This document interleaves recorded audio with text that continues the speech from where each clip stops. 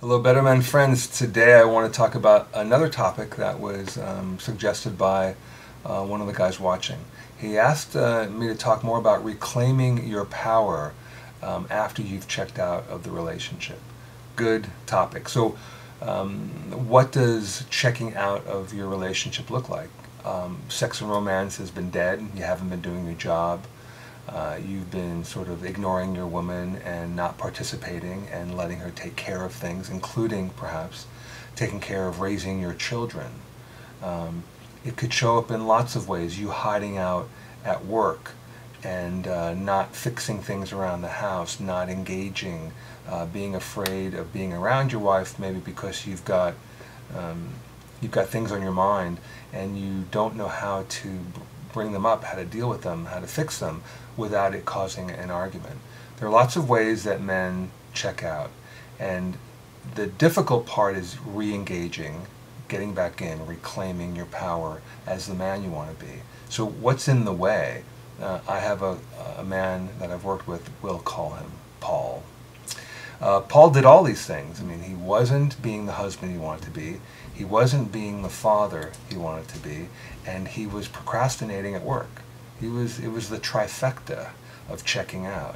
And luckily, we were able to talk a little bit, and the fix was easier than he thought. And so I want to share that with you. His sex life had not been what he's wanted it to be for a long time.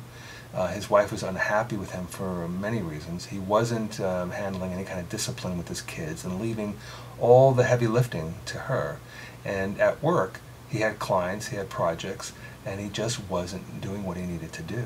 And he had enough latitude, being his own boss in some regards, for it to continue. So what we did was we got Paul back in action.